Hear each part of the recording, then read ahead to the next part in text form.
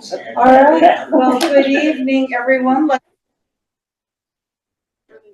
Good evening, everyone. Let's go on ahead and begin our, hi, come on in.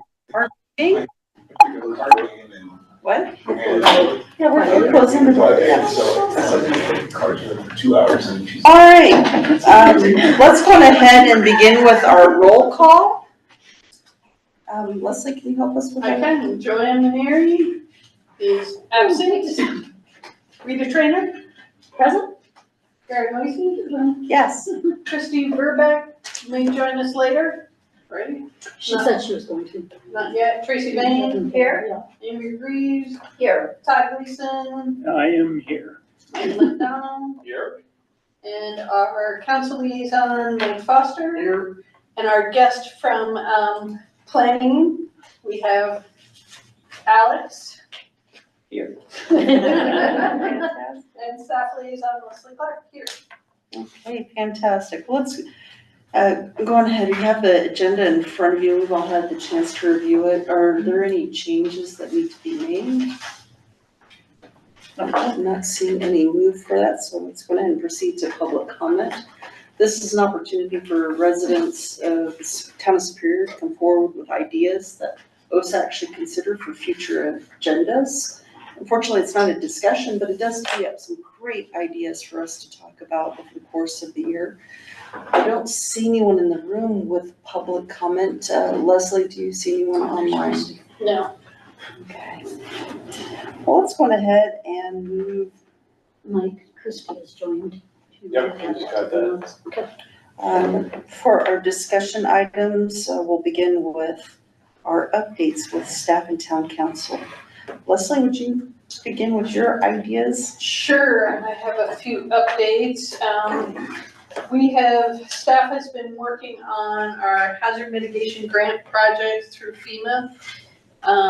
This is basically a 3-year program that we're getting a little late start on. The piece that they've already started on is helping to fund the goat grazing, so that's already started. We're getting ready to hire a project management consultant to help us manage all of the projects. And then there also is a RFP open for, it's called vegetative fuels reduction. So it's basically anything from mowing to brush removal, branches, weeds, anything that is a fire risk. And say that again, vegetative fuel. Fuel reduction. Reduction. Okay, thanks. And I did bring, we have a map and I put it up here, we can pass it around. It's a little complex, but it shows all the different parcels that were approved by FEMA. And then if they have, I think Alex, you helped create this map, so. So if we have questions, you can answer. We can send it out to folks after the fact, but each parcel has kind of a color coding to it, and then on the side it shows what takes place there, whether it's goat grazing, mowing, weed reduction, what was approved for that actual parcel. So it's pretty informative. We don't necessarily have a full schedule put together yet, and that's what hopefully once we get a project manager on, we can work with them and work with our vendors. Is this on the website too? I don't believe we have it on the website yet. Not yet. So Okay. But you will send it out to us. I'll send it directly to you all, Thank you. along with, we'll probably have some other map links to send out to you. Oh, that's an amazing product, thank you. I have been in discussion with Mile High Flood District to make sure they're still interested in supporting property purchases in 2026. And they are, so we reached out to the Conservation Fund, they're gonna help us with that. I think the assessment's already done, the environmental study has already been done, they're just doing the reconfirming the title information, and we should be able to move forward. We'll make a formal request in November to Mile High Flood District Board, and then they'll approve those funds for expenditure, hopefully sometime in the first quarter of 2026. Is there a specific property being discussed or The one remaining. the downtown? The one Or not, remaining, yeah. 919 property, yes. And along with that, OSAC can make a recommendation to rezone that when we acquire it. I think that's expected, and then it will also have to be annexed into the town because it sits outside our boundaries right now. Should that be on Is it our zoned October now? agenda or November agenda? Before the end of the year. Does it have a zoning now? No. Yeah, because it's just unincorporated Boulder County right now. So, I know I wanted to talk about Chili Fest, and if you all were interested in having a booth. Did we make a decision at the last meeting? I don't think we did. So, Chili Fest is September the 6th.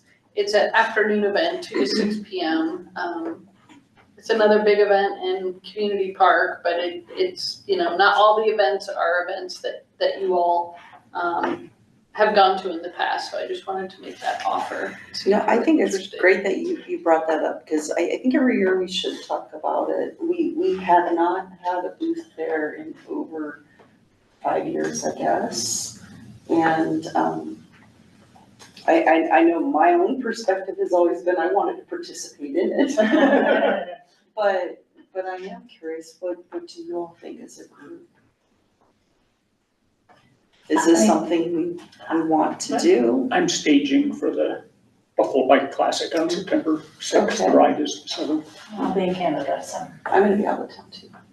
So looking at the, 4 members that we have left, Christine. I think we had kind of landed on the past, kind of on, you know, that's not necessarily the event where people want to come, you know, talk about open space. Right. And we've had kind of the same presence or similar presence at very recent events, so. Yeah. I think kind of. Right, that's the discussion we seem to have last year too. And I think the events that we do participate in, the 4th of July, especially National Trails Day, Migratory Bird Day before that, I think we're hitting the right audience, so. I agree. Okay, but thank you for bringing that up. I think we should talk about that every year. And then want folks to mark their calendar for October the 13th will be the budget presentation to the council. So that's, I believe, the first public meeting where the budget will be presented. It doesn't necessarily mean they're gonna approve it that night, but they could if we get through it all. Sometimes it carries into the next meeting. But I wanted to make you aware of that if you wanted to go. The goats are gonna take a break and go to Aspen because they wanna do their, grazing in Aspen when it's warm and then come back here when it's cold, which I think makes total sense. So, They're smart goats. yeah, they will be back November 15th, so. When are they leaving? They're leaving on the 25th is their schedule right now, Okay, so. so I just saw them. Yeah. Yeah, and then they'll finish up the parcels that are funded through the FEMA project, and then they'll start on the projects funded through the county. Probably in December, so that's what we're looking at. With that, in discussions with Mile High Flood District, they are still working on a scope of work for what they're calling a vegetation plan. That would apply to the Rock Creek corridor, and I think they're interested in doing the same thing with Coal Creek, because it'll be pretty similar, I think. And they're asking for projects for 2026. Before we leave the restoration, apparently there are some residents down along Coal Creek who are willing to volunteer. You know, if Mile High Flood District does it, that may not be an issue, but anyway, just wanted to make you aware that there's at least one who says she knows others, right? Who would like to help plant some things down there, water some things down there, whatever needs to happen, so. That's great, because Mile High is probably gonna come in with a plan and potentially some partial funding, maybe not all the funding. I'm gonna talk about grants here in a minute, and so there might be some grant matches that we can hook up. Because I see that as not a one and done, that's gonna be continuous. But what I don't know, and Tracy, you might have more experience in it as well, do we know the times that it's best to go in and do planting? I don't. It depends on what it is, I think, I was saying, right? Yeah. that's the thing.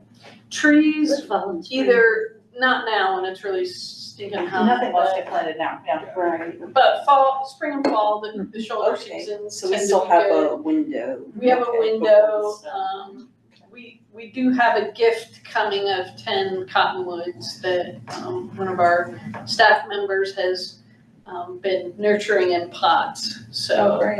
Wow. He just needs to drop them off. So he just scavenged them off his property. They're volunteers, they're not perfect, but I think they'd be perfect for that area. Yeah, and we're talking Coal Creek? Yeah. Right. Yeah, so Well, I mean, yeah, if we. that would be a good start, and then, Friends of Coal Creek, I think, are also willing to jump in and help with some of that, both the planning and the work as well, so. Leslie, do you think some of that would include enclosures? I think, that's a good question, based on the wildlife that we might have, around there. I'm not aware of any beaver activity, but, there might be muskrat or other, And there's deer.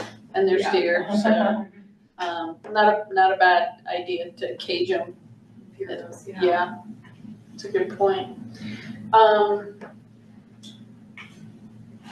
So they're working on that, they're looking for projects for 2026, so, they're focusing on drainage waterways typically, so our ponds. We have 2 ponds up here on Rock Creek Circle, kind of on the other side of the houses there. Those 2 are probably gonna be on the list for next year. And the 88th Street Pond, I think they're gonna start this fall, so it's a lot of disturbance. And I know people weren't really happy with the pond down here. I think there's, the fire station pond, cause it took so long. Is it actually complete now? It is complete. Okay, it just looks really, really green. It looks worse than before in that Yeah. regard. And I'm glad you asked that, cause we had this conversation. And they said that is what happens for 1 to 2 years after you dredge, is you get accelerated Stir it up. growth on the top. And so they're gonna help us with some educational material to put out there to folks, cause people think it's toxic and they're afraid that like Yeah. if they have a cold or they're ill, they think it's maybe related to that. It's really just algae and duckweed. We test the ponds all the time, so if we ever get blue-green algae or something like that, we would treat it right away, but, it looks bad. Yeah. And many of the ponds are a mess right now. Yeah, and Well, mine say. he said that's absolutely what happens every time they dredge out a That's pond. good to know. And I didn't know that, so, it'll be good to have that information out there, but it also requires them to do some more rigorous maintenance during those next 2 years after they dredge, so that it doesn't clog up their, drainage system. So I'll try and keep you in the loop on that, The Calmonte HOA sent out a notice mhm. alleging West Nile virus. West Nile virus has been detected in the county. It is almost every year. I mean, it's still something to be careful about. We do test regularly, and typically we do have higher numbers sometimes along this community park corridor, but they have been fogging, and the last test we got, the numbers actually went down. So they test for the larva out there, and they count, and I think if it's over 100 that they get, they institute a treatment. And I think it was down below 80 this last time, so it's actually going down. So we are doing treatments. Yes, How often do we do that? it kind of depends on the testing. On the numbers, yeah. Yeah, but it's a contract that we participate in with the county, so it's countywide. Okay. And they post that on the webpage, the schedule for that. You can just, if you get onto our webpage and search for pest management, it'll come up with that schedule. We're fortunate, I think, to live in Boulder County with that, because I feel like they have good resources when it comes to some of those. Yeah, insect-borne. and some of it is, we're looking at large bodies of water and open space, town properties, those kind of things. There's always a potential to have mucky standing water, a small puddle can, so doing some education on, for homeowners as well. And then I think we got 2 C-click fixes about some standing water out there where, maybe there was a tire rut that got filled in with irrigation water, and people were concerned about that. When is the 88th project gonna be again? This fall. Fall, thank you. And they're gonna try and do the 2 ponds up here on the south side of Rock Creek Circle in the winter, which hopefully will help some of that impact will be lower to do that then, because they do have to navigate a pretty steep hill to get down in there. And we would obviously avoid nesting season. I know we have ducks in those ponds. I don't know what's at that 88th Street pond. Never really observed. Rich with. It used to be, had a lot of herons and pelicans and all kinds of things. A lot of koi. I haven't seen much lately. Really? Really? Because it's so green, I don't know, I've seen ducks have you? Look. So, floating around. Frogs, yeah, Frogs or winter there. I haven't heard any So. this year. but Probably. I'll keep you tuned in to what projects they decide to do, because they have a certain amount of money budgeted that they utilize, so it's not town money for that. And let you know the schedules on those. Are you ready for me to jump into grants? No. No, just one more question. I mean, so I understand, so the ponds, like those ponds, okay, they just dredged them, but the one behind Safeway, yeah, it's just solid green and that, is there anything, I mean, I know we had That that one's solar probably system. gonna be on the list for the next year. Okay, 26. 27 maybe, and then what we call the floor pond, which is really just that whole big cattail area. oh, yes, Out in Community Park. Yeah. That one is a huge project, Yeah. and they're probably not gonna open it all up, they're just gonna make a channel through there, cause it's too big, and actually the cattails are doing a great job of filtering sediment and catching some of that, and then I don't think that one gets too stinky. But the Safeway one, it's hard, because when it really gets stinky is when you kill the algae too quickly. And then it starts to oxidize, and so that creates the really bad smell. So you have to try and kind of do this dance between controlling some of the growth without killing it all at once. But it has gotten worse over the years, I will agree with that. And we'll continue to work with our pond vendor to see if there's anything new and different we can do. So, we did get the aerator fixed and the solar panels reinstalled, so. Good vandals. I know that had to happen, but. Yeah, but I agree, it's frustrating, and, at some point, maybe there's an opportunity to do some capital projects that'll, if we could increase the flow a lot, that would do it, but that pond isn't really set up for that. The other thing is just with the ponds is, any fertilizer It's all runoff, contributes. but runoff is causing that, yeah. Yeah, The algae growing, so yeah. trying to encourage everybody to be very stingy with With their fertilizer. the fertilizer. Absolutely. Yeah, that would be an interesting educational campaign. Because it does directly affect a lot of what we see. So we did send out some links, for some upcoming grant deadlines.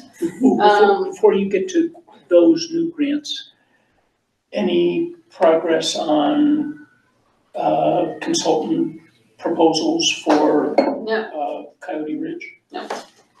and to be 100% honest, we just haven't had time to do it, but yeah. But that is a good segue for the grants. Yeah, Might I look over here? so Colorado Park and Wildlife has their non-motorized trail grant project open. That one has the earliest deadline. Pre-apps are due September 3rd and the full application is due October 1st. We've applied for that before. We applied for the ADA trail at Coyote Ridge.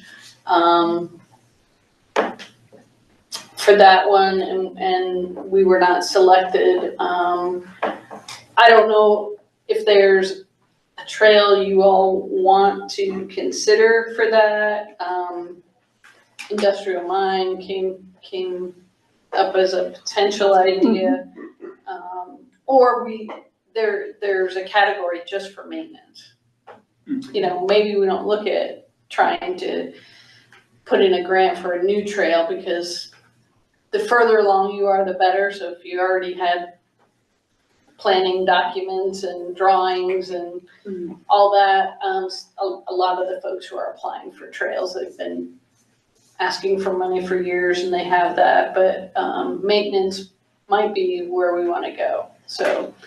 And you said October was the deadline? Or? Yeah, you send in a pre-app first. And that deadline is September 3rd. Yeah. And that one's October coming up. 1st is the drop dead Hard deadline for deadline, for everything. And that pre-application submission that's due in early September, we'd have to provide a letter of intent and a project site map.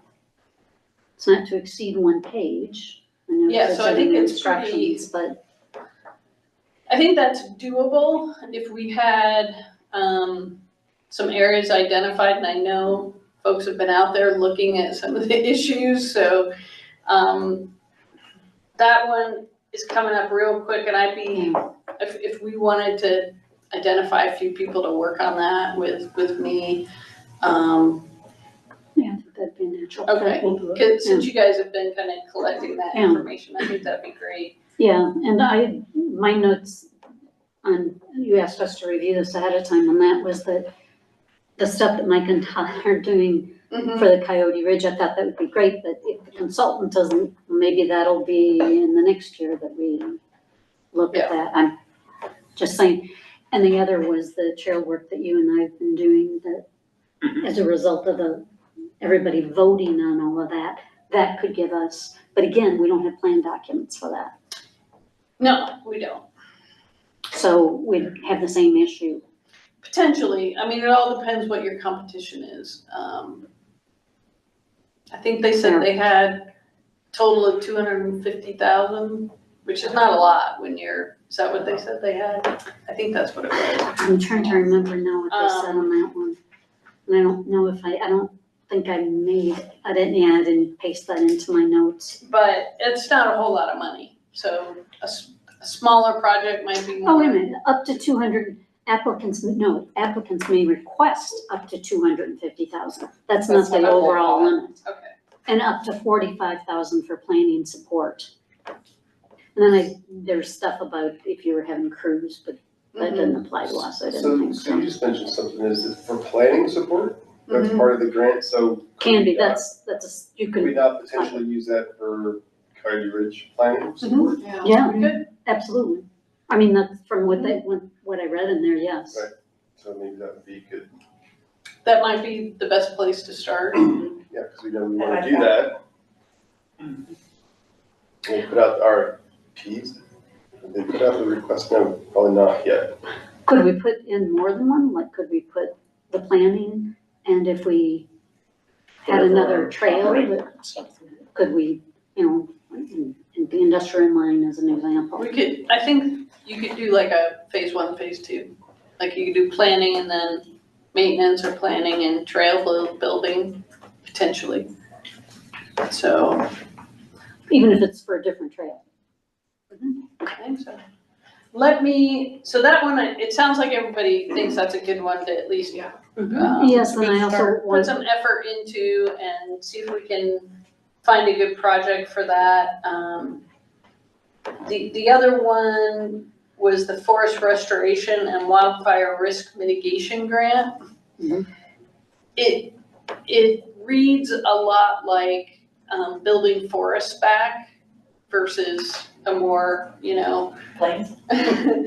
but I think it would still apply. I think it's just the common language, because we're looking at revegetation with wildfire risk in mind. I mean, we like to took go, out a lot of vegetation. How do we replant in a responsible way related to fire mitigation?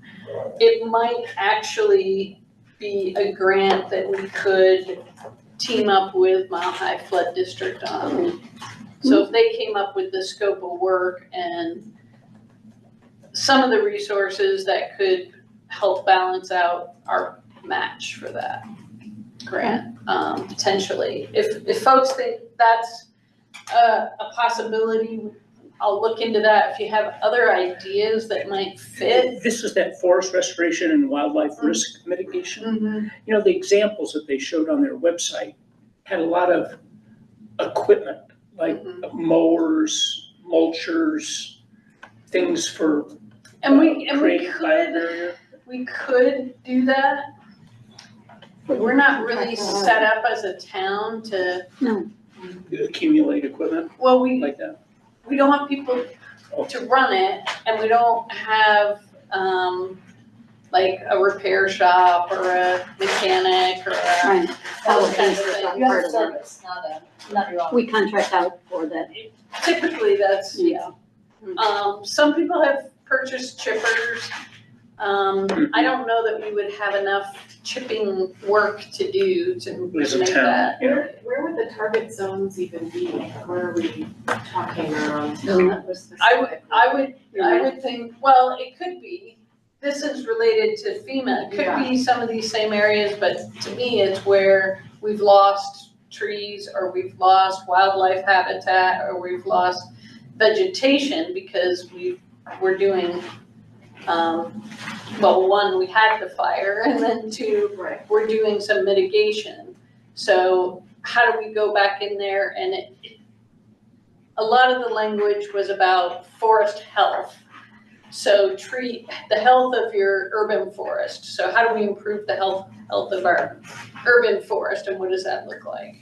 I mean, it seems like Mile High Flood District would be very interested in hearing about that, for maybe like the Cold Creek restoration. Right. That's kind of what came to mind, Yeah. but if anyone else has ideas for that. So we spend an awful lot of money on other people's money at the moment on goat grazing, and it's not our money right now, it's grant money, but It's a match. We do have a match in there.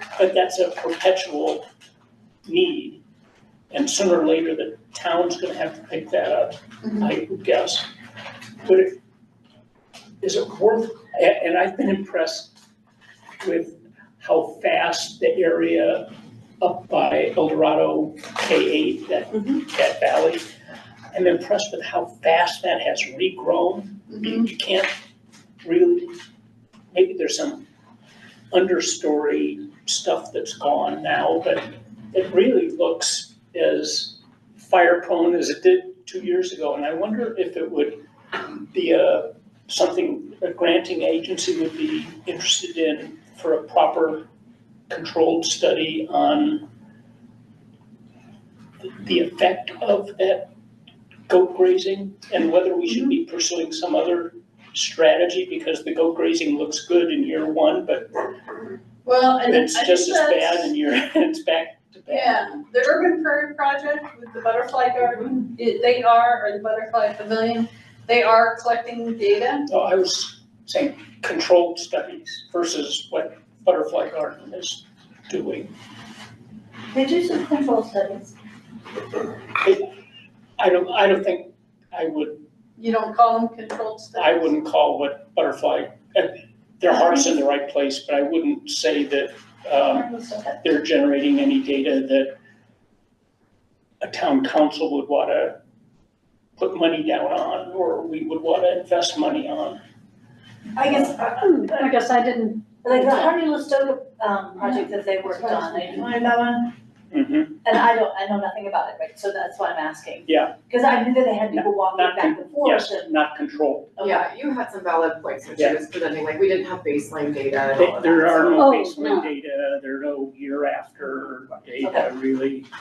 So they did go out before the grazing, this year. I sent them all the locations, they were gonna do pre-plot samples, and then they'll do post-plot samples. Not to say we couldn't potentially look into additional studies. What they found on Hardy-Listoga, the takeaway for me was 2 years later, there's still 20% open ground. So even though when you look at it from a distance, it looks like it's all grown back because of and they did different grazing there. They did rotational grazing that first year there. So they went around 3 times, so they hit each area 3 times over a summer. And the result of that was much more biodiversity, some native plants that we haven't seen there in a while, but then like when you look at the density of the vegetation, even 2 years later, there was 20% less vegetation there, so. To me, that's, it is an impact. Are these data newer data than what they presented to us? No, I think that's what they presented. But they are a volunteer-based organization. I mean, we could look at a more robust study because, I mean, we learn something new every year and, trying to figure out where should we mow, where should we graze, Is this the type of grant though that would fund something like that? Or does it need to be more concrete, like? I think this forest restoration is very tree oriented. Yeah, Because it has that's what the it word seems forest in it. Yeah. I think we can argue that we have an urban forest, it's maybe looks a little different. We need that branch out. but they did use grasslands as well, that was like a separate category in there. I'm gonna- So I think What there is area? the potential, but I don't know, to Amber's point, I don't know if it would cover something like this, because I didn't read anything in there that suggested that that had been something that they'd considered before. Do you remember? I have to go back and read it. That one has a, October 9th. Yeah. Submission date, And it's been since August or something, hasn't it? That's when- August 1st. Do we have enough kind of pieces to pull together from the conversations that have already? I mean, I feel pretty comfortable about the non-motorized grant. This one, I feel like we might need to vet it out a little bit more. Oh, and I do want to add that Joanne had communicated us that she thinks we should apply for grants from both and that there's good opportunity there and that we shouldn't overlook it. And since the town has a grant writer, we should tap into this resource. So I wanted to make sure that I shared that. Well, yeah, and I mean, that person Since she can help with couldn't all be the here. technical aspects, right, but we have to have the I vision. mean, the idea, I think, it would be nice to have input from OSAC on what you think our top priorities might be. I mean, a lot of times we're, staff is picking those projects and we don't always have the opportunity to get input. So I think these apply to the OSAC mission vision, so, I mean, yeah, if we're starting with like, you know, volunteer cottonwoods, like we could definitely use some more mature trees to plant. And I think there's a lot of good data, isn't there? Like post-fire about what was cleared out of there, and I don't know if it's written down, but Yeah, I don't know we've how much, talked a lot about it. how much information is available on what was taken out. But I do know that, I mean, it is a riparian habitat down there by Gold Creek. So to me, that feels like the logical place to pursue something. And that Mile High Flood District would be a logical partner to explore that with, because riparian naturally has trees, right? I mean, not a traditional forest, but it is treed, naturally, so. well, and, you know, if we go in there with a reforestation or revegetation plan, we certainly don't wanna plant trees where 5 years later, we need to cut them down because they're a flood risk. So making sure we do that correctly, you know, we're stabilizing the bank, we're providing habitat, all those good things. Didn't we have a list that we were gonna provide to the? We have a list of plants and trees. But not preferred. And that's what you're talking about, the plan covers all of that. Yeah. And do we have a time frame of when the Mile High Flood District? They said a is couple going months, is what they said, so. to- Well, to me, that means we won't be planting until next year, so we'll probably do some things preemptively, you know, just because. Yeah, but I'm just saying, will we get the information that we need to actually be able to, for Cold Creek to be able to I send think I that can to the- ask for at least, hey, we're going out to plant 10 cottonwood saplings, if we stay this far away or in this location, you know. I think we can probably target some areas pretty easily, and then hopefully someone like Casey can help us as well with some additional shrubbery and pollinator kind of additions that we could do. So- Seems like something they should logically give their blessing to. Oh, This grant going yeah. forward with this. I think so. Yeah. Okay, well, good. Sorry that took up a little bit more time. I think that's most of my updates for right now. What about this? I will try to be quick. Monday's meeting was the first time we've met since early July.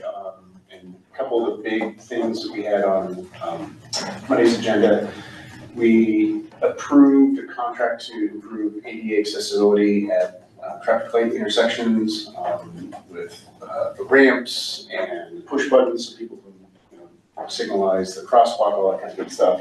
And then we heard an update on the comprehensive plan that's still slated to be completed and presented to the council at the end of the year. But mark your calendars, there's going to be a big public open house in October where town staff and the consultants will be presenting kind of the work that's in the comprehensive plan and receiving one last opportunity of feedback. So I don't recall if we had a specific date, but I know it's sometime in October. So next month, if I know the date, I'll share that out. And then we also heard an update on a housing plan. So Dr. Cog, which is the Denver Area Council of Governments, had funded a study to look at housing opportunities across Superior, and kind of the long and the short of it is, over the next 10 years, Superior needs about 750 more homes, the lion's share of which are for renters. About 50% of the community in Superior are renters. And so it doesn't say where those units would go, it just says that there is a need. I'm sorry, who did that come from again? Dr. Cog? DRCOG and the regional things. So what criteria do they use to determine the need? I mean, I don't know. They are looking at potential job growth in Superior as well as current housing demand. And they break it out by how many number of single-family homes are in Superior, how many multifamily units are in Superior, are there condominiums, are there multi-generational housing? They look at a whole bunch of criteria. I think there are probably some elements that don't really apply to Superior, because they're looking at regionally, and they're using some models, and those models may not be specifically applicable to Superior and just the size of our community. Accessibility of places to build. Exactly. So none of that is factored in, but their projection is we would need about 750 more homes or units in the next 10 years. Can I ask you a question? Sure. Do our council get data on rental units in Superior, like houses that go up for rent? When people move out and decide to rent their homes. I just feel like there's been a big uptick of that around me in South Rock Creek. Same. Yeah, and I've often wondered, like, council knows, yeah, I think anecdotally, talking to our neighbors, we hear about Yeah. that, but there's no formal presentation that I've seen yet. Yeah. That says, oh yeah, there's X number of rentals that have come onto the market in the last 2 months, and they're in these areas of town. I think over there it's the RMMA operations that are driving it, but it's interesting to see that. That has definitely increased around me, so. So those were kind of the big things, and there's a bunch of like administrative things, the change order for the Haslam water main project, and little things like that. So, What was the estimate for the housing in 750? Is that over 5 years, 10 years? 10 years. 10 years. and I'm probably gonna get these numbers wrong. I wanna say it was 400 rental units and 200-ish, 250 owner occupied units. So what are the other 100? And I said, maybe it was 400 and 350. something like that. Oh, okay. Yeah. Something, okay. The Yeah. majority of the units that were identified. I thought maybe there was another category that. No, my math wasn't right. No, I didn't mean it that way. I thought there might be a third category and I didn't know. Yeah, just those two categories. And I get that it's a regional deficiency. I guess in terms of purpose of this committee, I am wondering if as town council, you're feeling pressured in any way for us to release open space lands to accommodate development. I'm not. Okay. Cause my understanding still too is since we are a home rule town, Yep. that our open space is protected. Very much so. Yep. Is it- And really I think the underlying reason why we adopted this regional approach is because if we didn't, Colorado state law says the town would have had to fund its own housing study and be completed by the end of this calendar year, and there's just no way that we would have the bandwidth or financial resources to Make that happen. meet that requirement. So well, Dr. Cogg's already doing this regional study, and so town staff was very diligent about looking at what those requirements were to make sure that we fulfilled those requirements. They presented that to the town council. The town council asked some comments, some questions, made some comments. We said, looks good. So we have met state requirements. And those state requirements still apply even once we got the home rule status? Yep. I thought that was the case, but thank you for clarifying. Okay, thank you. I don't want to call it a formality, but it was. No, I think it's a legitimate issue. Thank you. All right, now we're gonna move on to our GIS staff member, Alex, who's here to talk to us a little bit about town maps and everything that you're doing. We've already seen the product that is behind us. Many maps. Yeah. So Alex is our guru with GIS, and he owns and controls all the layers. And all the data. They can really be turned on and off and created in different ways. I think we continue to update this Parks Trail and open space map. Yeah, like you also can go back to the maps page too. And then also open the town amenity map, our first one there. Oh. So this is an interactive version of that same map. Oh, So maybe if you zoom in on like community park. See everyone can also follow along too with their own computers. And so this one has a little bit more in depth just because you're able to zoom in, zoom out, so. Where am I? I love this. I love the symbology of the baseball. That's Thank awesome. you. So if you click on the baseball, some fun things you can do with it. So this will take you, there is a reservation link to where you can reserve all of this stuff. So, taking a timeout for the baseballs, also for the shelters, anything that you can basically reserve for. So this is kind of that touch point that you can visually understand the layout of the town, but then to jump into what you're looking for in the town and go right there and kind of get to what you're looking for. So it's really a jump point to many other pieces, but all kind of encompassing parks, recreation, and open space. Playground, you have a little slide. Yep, and then just each one just has like slightly different information. but thanks for pointing that out. 'cause Absolutely, yeah. That's And- great. And then even on this one, I believe I might be wrong about this. If you click on a trail, like a yellow trail, okay, you should get it. So we have some more information on a lot of this. So you can get the It length. has a name tag. So that's actually one project that I'm sure you guys will be interested in Yes. in participating in. But it'll give you a length in feet, also a width in feet. So I have all of the, what we consider multi-use paths and soft trails in town with this full data. Now, if it's a regular sidewalk, it might have some of this data, but it might not have all of it. But the most of the data is fixed into where the yellow lines and the dotted yellow and brown lines are.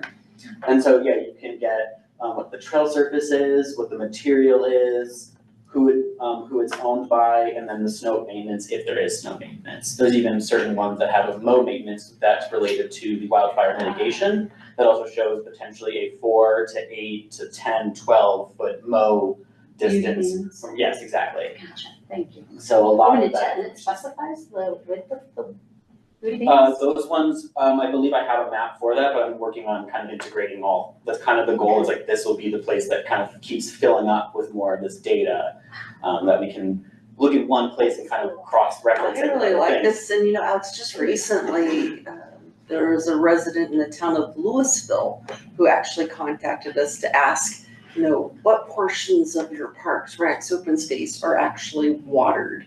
Mhm. So we can now direct people to this. Oh, and it does include, oh, shit. So in the background of this data, I do believe, and it's not shown on here, but there is another level of granular data that can go, and that's the background data, the two different colored greens that we have. Yeah. That's not clickable. It's not something that you'll get it's one whole shape. So it would be a little bit hard to kind of get the data on there. Mm-hmm. So it's kind of, if you will, like melded together. But in some of the versions that I have of this data, it parses out native and native irrigated. So things that I believe were, they're in their natural state, but there's just a little bit of irrigation to help bolster the growth in certain areas. I believe we worked on that map together. But really what was the greatest thing about that layer was getting to a really granular percentage of the town in terms of what the land use in town is. So I don't know if anyone was able to see those numbers as there were a few at the open house that we had back in May. And then as well, I will be adding, part of this is that this will be transitioned as a living document into a dashboard, which will then have different, I would say like data points or things like that will pop up or populate. So it'll be like a little pie chart, and then it'll show like how much of the town is open space, and then you can click on it, and then that piece of then it'll highlight that whole section of the town that would be considered that. And I'm sorry, is it accessible right now? Not yet, I do have it on the background that's built, sorry, I didn't bring that today, but. But I have your percentage, But saying. that's what I was- And I have seen the hard copy of that, and Right. I really, yeah. So yeah, you want me to go through some of these numbers here? Absolutely, yeah. Alright, so we'll start with the first number, which is developed parks, open space, and water features. So that's water detention areas, ponds, and reservoirs, including all developed parks and open space, is about 42.2% of the town. Now, when you break that out into just parks and open space, you take out the water features, you have 39.6% of the town is those two. Now, splitting even further into parks and open space, just open space alone in town is 32.1% of town, and parks is 7.5% of town. Coyote Ridge, Mhm. big reason. Very big, very good reason. Yeah. And so when we're thinking about the NRPA averages for Parkland, and this is typically for a municipality that's 20,000 residents or less, the average is about 12.6 acres per 1,000 residents. And so for parks, we have 14.3 acres per 1,000 residents, so slightly higher. And that's just the actual land math. That's not talking about amenities, that's not talking about programming, things like that. And then for open space, it is 61.25 acres per 1,000 residents. That is almost 5 times the national average. Now, when they talk about the 12.6 of Parkland, that is both parks and open space. So they don't differentiate between the two. Right. So those are kind of the numbers that I was able to pull out of there. So are you saying that a town our size should, the average town our size would have about 14% park space? No, he's saying that the NRPA, the National Recreation and Park Association, who establishes standards for what they consider the. Yes. They What we consider 12.6 acres per 1,000 residents. So it's not a specific percentage of town, it's kind of like a And that per. comes to Per about thousand. 14% in our case. We've got 14. Mhm. We have about 14 parks.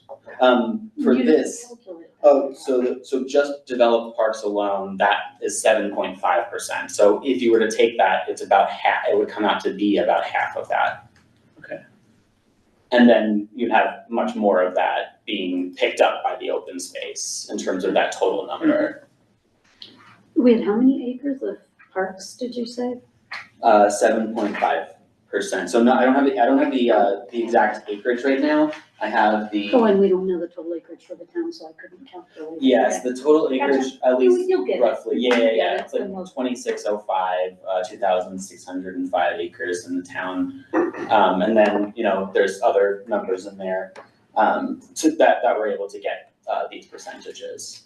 And the population is around 13,000? It's Is it 13 and something. 13,655. Yeah, that sounds I about think it right. was the last from 2024. 2024, yeah. These products are, it's incredibly relevant as our town is, consistently talking about how much space do we have, parks, Yeah. open space.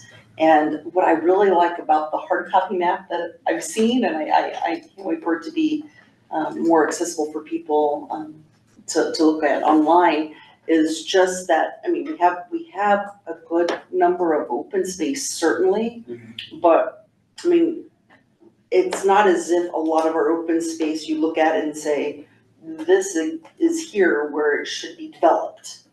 If you look at the map, you can see, we have so many small slivers of areas that, It's a little it's open space, they're corridors, yeah. they're green belts. I get that the percentage sounds really large, but that doesn't make it necessarily suitable for housing, is my point. And just so you have the background, we kind of differentiated between parks and open space and the dark green and the light green based on mowing.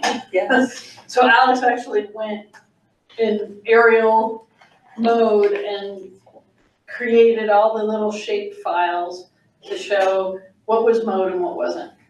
That's not shown here.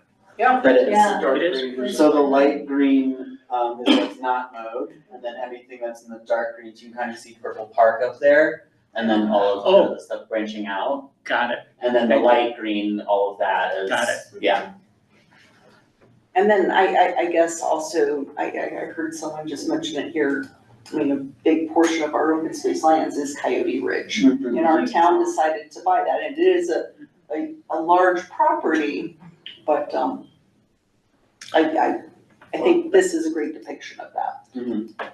At some point, I think it would be helpful, like along with trails, if we can give names beyond just Coyote Ridge open space, because this is by no means a criticism, this is, your work is amazing. But I know that, I think it was this map that was linked to our survey, our open space survey that went out. And when the question was asked, like what, I think it was like, what open spaces do you access? I was like, well, you know, the one over here, but I couldn't like give it a name, you know, I had to describe it by the trailheads I used or, you know what I'm saying? Yes, absolutely. Yeah, I feel like that was, I don't know. When I was creating this layer, this background layer, there was just a name section and it was completely empty, and the only things that would have a name would be like the regional trails, like Cloak Creek and Yeah. Rock Creek stuff. Right. So then I started to think, I was like, well, I don't wanna just leave these blank, I wanna start being able to populate them, so I just kind of Yeah. named it what it was in relation to, so like if it's the Rock Creek Network, it's gonna be called the Rock Creek Trail System, or, you know, obviously I'm sure there's better names for that, and that's kind of just a starting point, but that's definitely something that I'd be open to. I even think it's something interesting, I don't know if the capacity for it, but to bring it to, it seems like a fun project to like bring to the town, and be like, what do you wanna name some of these trails? And we've talked about that as a committee, That right? Is that where you're going with this? Well, Yeah. some of these are like corridors, you know, like they're not all open space that we've, you know, procured and, We have you know. started down that path for trail naming, Yeah. and we have a request into the historical commission for some suggestions on. Let's see, and for instance, this committee, was key with naming Coyote Ridge, and was also key with Vista Corridor. Mhm. And so what I'm hoping is if as a committee we decide to, you know, do this, which I presume, we could just then tell you what, through public engagement, these properties are. Right, We'll update your map. exactly, yeah, I think I put that Probably on. would run it as a recommendation from OSAC to the council. So I Absolutely, think and it that's would how come we with did- public engagement, Yeah. yeah. Mhm. Yeah, that's how we That's did what all we the did other with Vista ones. Corridor. Yeah, well, those parcels now in Yeah, town, and we call that something. I agree. But this, at least, you can click on something and say, This. this. Yeah. We can point to a name for. Yeah, exactly. But we could also, we could work with you to make sure that we're highlighting certain areas. I mean, we were talking earlier about I'm calling it correct. the Coal Creek and the Rock Creek vegetation, and the revegetation that we're doing. That might be something that we could use your capabilities to articulate, right? Mhm, absolutely.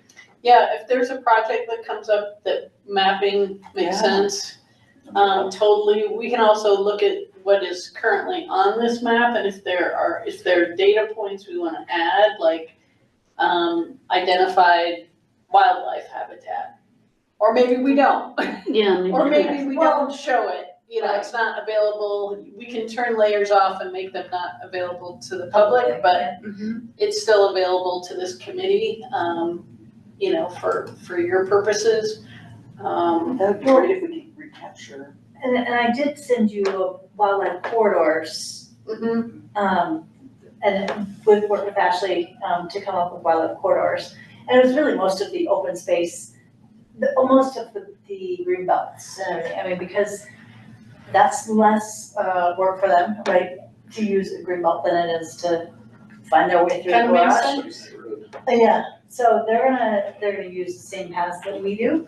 But anyway, I can resend that if that's helpful, because like I said, it might be one of the things that we could. The other thing, so I did that, and then Peter did, Raptor corridor. Flyways. Flyways, yeah, I thought that was That pretty was really cool. cool. that was very interesting, yeah. So, I mean, Somebody. sure, why not share them and, you know, if you have an empty afternoon where you're looking Right. for something to do, Right, and we can start adding data, but no, Okay. that's great. Or if we find a mistake, you can correct it. Yeah, if you find anything, again, a lot of this is done, you know, as holistically. So some things might not have been updated by themselves, or, Oh, no, I you know, a don't. lot of layers and a lot of stuff that goes into the cake. So sometimes there's a little bit off in the ingredients.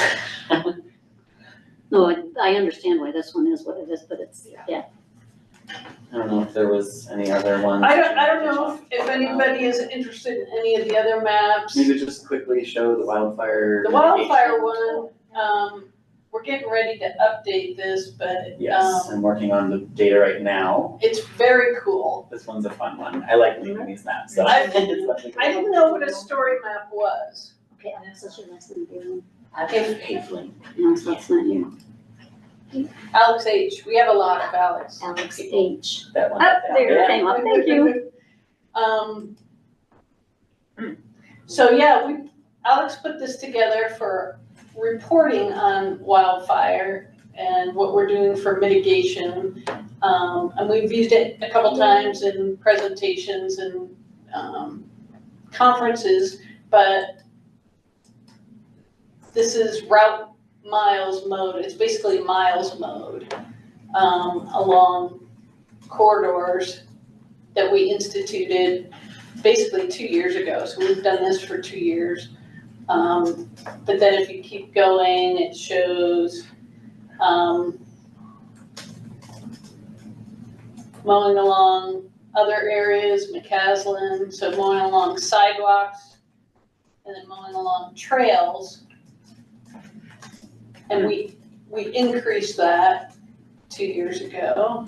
And so what you're seeing on these layers so far would also be reflected in that map you just saw with the trails. So it would also show where these wildfire mitigation lengths are on that map, so. Does that include, I'm sorry. to interrupt. No worries.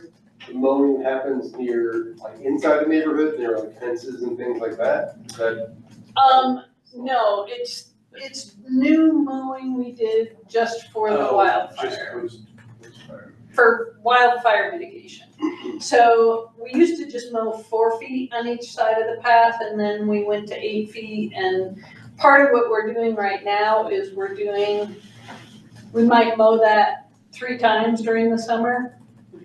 And the first 2 might be the 4 feet, and the last one is the bigger one. And so we'll try and get this data more and more granular as we go. But I love how the photos are on the side to kind of show some of the locations.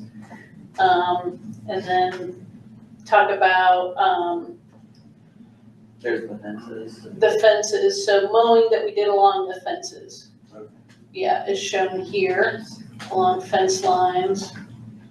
To differentiate, how far, what width is that around fences? Do you have that? 15 feet. Okay. Yeah, it shows So that here. it says it right Oh, okay. here.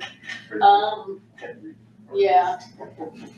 And in some cases, we actually did more than that on that last mow of the season. Some of those we get up to 30 feet. It just kind of depended on the location, but sure. It's just fun. My favorite 2 photos. The before and the after of this is a really, really stark example of when you use the goats. I mean, like, so if you start with this photo and then you scroll down on the side, it shows the exact same Yeah. view, but then you can really see where they've grazed and Before and yeah, before after. and after. They're just 2 good pictures. And Yeah. then everything that we do all together kind of. There's so many. There we are. There we are. Yeah. So because we're starting to regraze some of these areas, we're gonna try and put some dates on these so that it's like we created this and this year, this, so that, I don't know how that's gonna look, but you get to do the magic. We're trying to work with it, I'm hoping that it'll be like a little toggle thing that you can go like this with, and you can see each Oh, year, like what And was it'll done. slide across. Yeah, it'll slide across, or you can press play, and you can see what was done over the years.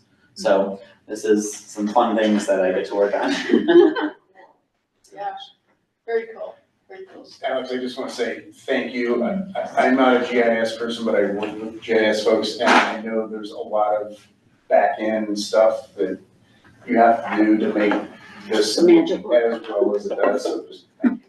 Thank you, I appreciate that. So, yeah.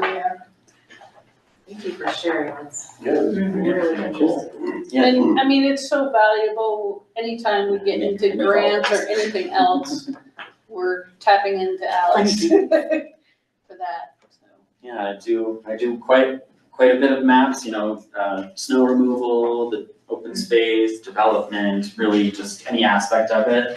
Mapping is my passion, so trying to find different things to map as I can, I'm always looking for it, But so. Alex, I can also tell you that that's something I've heard from neighbors, that the maps are the one thing on the town's website that they really like. Oh, good. That's a great comment. Yeah. Well, anything else, no more questions or anything, I am gonna head out. Well, now you have a name and a face put Yes. together. Yes. And an email. Yes, and yeah, that's the only email, right, of course. All right, thank you so much. Thank you so much. Have a good evening. We should use that for like weekends and stuff too. You never know. Oh, maybe. Wow, that was really neat. Yeah. Okay, let's move on to the next topic on the agenda is the cattle grazing issue. And team, remind me, is this Meadowlark that we're talking about here? No, it's about the idea of, Mike actually. Oh, explained yeah, I the didn't know general- from the The town what it was. geofencing, Yeah. right, okay. and how they're still closing down. So it is Meadowlark. It would be Well- swell if they could figure out how to put electrified fencing in for cattle, so we would have to close that large trail. I know it's kind of a elongated stretch, but that fencing They do it has other gotta be places. cheap. It's just basically just roll it out and stand it up, so. Yeah, that's the issue. That's just my opinion. Yeah. Don't close it, just put up, some of that electrified fencing. Well, and Which so, is the improvement to be done like at Davidson Mesa. They where use it for cows, right, Yeah. for cattle, it wasn't just. There's a precedent. and so other than just hearing from you, I have not seen anything published yet that Meadowlark is closing. Oh, yeah. Oh, yes. Oh, yeah. Yeah, it is. Okay. That email's been out. Like, Yeah. okay, it is. Yeah. Email, have we seen it in social media? I don't I don't know. Well, I said, I'm not a I social media. don't user, like my so, yeah. email. They're cattle all over Meadowlark. Yeah, Right now, apparently they're less aggressive. Yeah. I believe the next That was a line. herd moving in there has a September date. Okay. That sounds from what I remember. And I don't know if it was, September 6th, I think it's the day after Labor Day. okay, They keep it open, keep the trailhead open, trail open during Labor Day, they close it. okay. Okay. And I So what's remember the because I difference forwarded between that the email. herd He said in it's just September and the lines. herd that's out there now? Two different breeds of cows. Oh, I thought that was interesting. I'd never Oh. heard that before. happy cows and aggressive cows? Different breeds, different temperaments. I have to say it frustrates me because I feel like, Should be something we could do. does this happen in other places like popular trails in Boulder? And it may well, I don't know. It just feels like we don't have very many trails like that here. And to close that trail is frustrating. So, And then, I have not seen the email. I guess it's great that an email's gone out. It was maybe a month ago. But when I look at some of the social media that, town of government as well as Superior community, I'll look at that. It's only been about a month ago that someone was saying, hey, it's really great, the cows are here on Meadowlark and I'm having so much fun. And in my mind, I'm thinking, it's gonna close. I'm not gonna say that because I don't feel like I'm the authority resident to do that, but, I think the town of government, should we talk to Kevin to make sure that goes out on the town of Superior? I remember seeing it, I just don't know when, it was several weeks ago. I think I saw Yeah, it too. it's but been a I'm not while. sure. We could go back and look and see that. But I don't know about making any kind of recommendation or request or something to the county based on how those leases are put out there. My understanding, they've been in place for quite a while, they're pretty long. It was cattle grazing before they built the trail, and so that's Uh-huh. part of the Yeah. issue, and electric fence is incredibly labor intensive and expensive to set up and take down, and the person that leases that is a one-person operation. Okay, so the same folks that do the Goat Brothers, do cattle and other, it's the same vendor? GoPro is completely They, separate. they do their own. Yeah. Do their own, yep. So who does the fencing, Davidson Mesa, for example, does the county take that on? Davidson Mesa is not Boulder County, that's town of Louisville. Yeah, City. I got something from the town of Louisville back when we first discussed this, to talk Right. about the effort and what they did. And I think there were some vendors mentioned in there. I mean, we just never got to the point of going forward with looking at vendors, you know, businesses in the town could even do.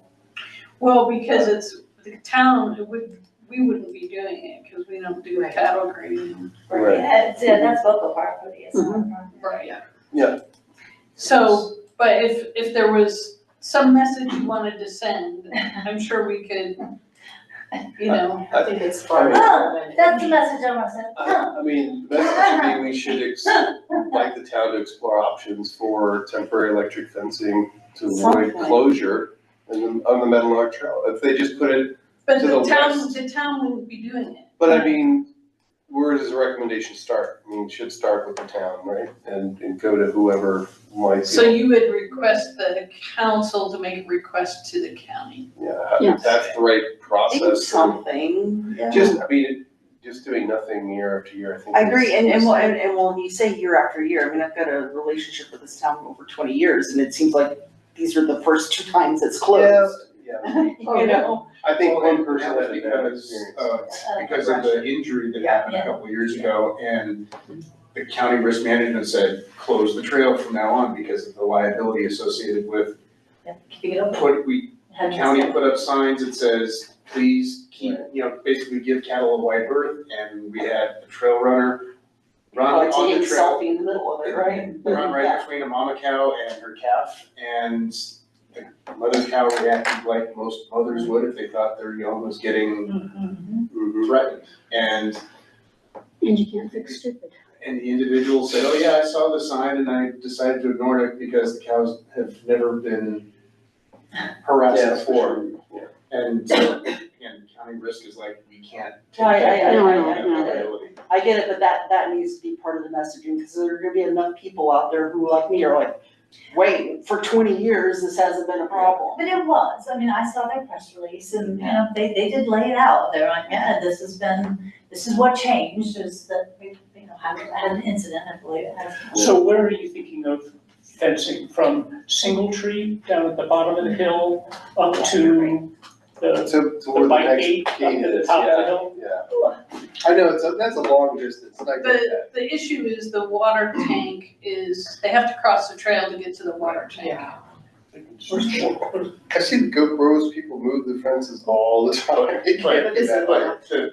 Again, the watering for goats is very different than watering for cattle, Sure. and But the removal of the fence is not a difficult thing. I think They could just electric temporarily fence for take it. cattle is, it's more Different. substantial. Yeah, I'm sure it is. Yeah, I mean, I saw that Davidson Mesa, And did it look the pointed same? out, it looked It's kind of the same. about the height of what a normal barbed wire fence would be, but it's Yeah. electrified and it's, Yeah.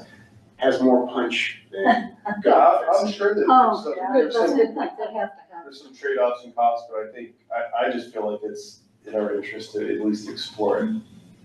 And if it comes back a big fat no, then it comes back a no, right? But Because that's always been the issue, is the cattle water is on the east side of the trail, and so how do you keep the trail open in a way that allows the cattle to access water while they're grazing. There just isn't a way, and the county's looked into drilling the well, and that's gonna be $500,000. I thought the water was put on the west side of the trail, but I'm maybe not picturing what you're Because saying. as you're heading north and where it starts to bend west, It's just down west there. Yeah. Is where It's that a- bottom. yeah. It's down that little ravine, or Yeah. not all the way down. We I need can a picture cow it now. underpass or overpass. That'd be We're more than gonna probably half a wildlife million. overpass, that's what we're Yeah. that's exactly kind of cool. At least several, like 50 minutes. Yeah, it's sort of down, it's down from the trail. I know what you're talking about now. I can't picture it exactly, but it's not a movable object. Not Yeah, even, goat grazing, to It's your point, they're smaller, and then when they're empty, they just put it on the truck and move them around, so. But, I mean, I think there's nothing wrong with throwing out suggestions or letting the county know that we'd like to explore options. I mean, And I got there's some of nothing wrong the with that. documentation from what Louisville did for the Davidson Mesa, grazing, cattle grazing, they had a whole report they put together with it, so. Do you want to throw something together as a, or Mike, can you do that just based on our Yeah, discussion? that OSAC Council could perspective, endorse and I Yeah. can, And I I'm in a think little it's bit of an awkward position because I'll be Yeah. emailing myself. Yeah. Yeah. Good point. Okay, so if you could put something Well, together. yeah, we could request it, maybe Leslie just run it by you and say, we're essentially asking the town to consider, the option of putting electrical fencing instead of closing Meadow Lark Trail. But again, the town doesn't. I know, but they But the would town- need to take The forward. town asking the We work- county yeah, is gonna have more I just wanted to punch make I sure get that that. we're. We OSAC support, asking. we but I don't think it's advise the inappropriate town for us. council and then they Right. take it from there. So if they say, we're not interested or we can't for some reason, then it stops there. And honestly, I think this could probably be Leslie as a department director to Parks and Open Space Department director to director, and rather than Yeah. involving the board, because it'll just get delegated to the department director. But we should still go to the council, are you saying, or we shouldn't even bother? Just have it. You know what I could do is I could put something in, just a note to council that OSAC is considering doing Last this. Friday update. And then if somebody says, oh, red flag, we don't want to do that, then we'll know. But if they Okay. say, sure, go ahead, then it's not a surprise. So. And what were you were gonna say something about residents? So We need I do back. hear a lot of Since frustration it's around it. linear feet, and It's a pretty long distance, I get that. Okay, well, I know that our team is going to see some emails within the next month Sure. saying, hey, OSAC, what's up with the Meadowlark being closed? Inevitably, yeah. So it, I see a lot of those emails in my day job as well. That should do. okay. All right, let's move on to town council meeting issues. Are there any specific issues that you're thinking of at this time that we need to bring to town council as a proposed item or public comment? I can't think of any right now, but. you had mentioned October 13th budget presentation. Is there anything in that budget presentation that would be controversial from this committee's perspective that I don't, requires us to show up in force? or- not that I'm aware of at this point. I mean, right now, the town is planning to move forward with the property purchase. Right now, we still have a seasonal ranger in the budget. Oh, good. That's all we have. We didn't get anything beyond that for staffing, but, I mean, the open space fund, I mean, it's fortunate that we have it, because it kind of sets that money aside for open space uses, which is really nice. So I think that helps, that you don't have to go in and justify that every year, that's already in place. So, I mean, if something changes, or if I feel like something's on the chopping block, I can let you all know. Town 15 issue? But that probably won't come back until, that might come back in September. I've heard rumors that might come back in September, so. Once you And come back in So context or. there was a rezoning Yeah, request yeah, back yeah. in May. And at that time, the council said it needs to be tabled and part of the comprehensive plan. But that rezoning may come back in September, as part of like update on comp plan or just and not as a comp on its own? on its own. When will we know that? Probably when the agenda is published, which will be typically The week before. the Tuesday before. And if I get a heads up on it, I can let you all know too. Thank you. There's someone generating an electronic petition document I've seen a related to few. Town 15. Is there anything else going on? I- They're organized. Not that I've heard about, just that petition, I believe. Yeah, I don't know, we talked a little bit about this last meeting. I mean, I'm aware of some of the petitions that I've seen in social media world, going out there and a lot of residents commenting on it. And I would just advise you all, and we've talked about this before, if you decide to make comment, which, you know, certainly we're all residents, you certainly can. But I would just ask that you preface it that your comment is coming as a resident, not speaking on behalf of OSAC. Because I say again, I saw on social media a comment from someone who is on the planning commission, and it did not come with that caveat. And now I'm left wondering what the planning commission's perspective really is when it comes to open space, because that was unfortunate and unprofessional. So I would just urge you, if you make comment, say, speaking as a resident, not the committee. I think when it comes to Town 15, I mean, our position, I don't know if there's anything that we could do differently going to the town council at this time that they haven't heard from the last 15 years. I mean, we'll keep doing that as necessary, but I mean, Position hasn't changed. we're not activists. I get that there are those out there who are trying to force their change, that's great, but I don't. Well, if they want to see the official OSAC position, we did update our Town 15 and Yeah.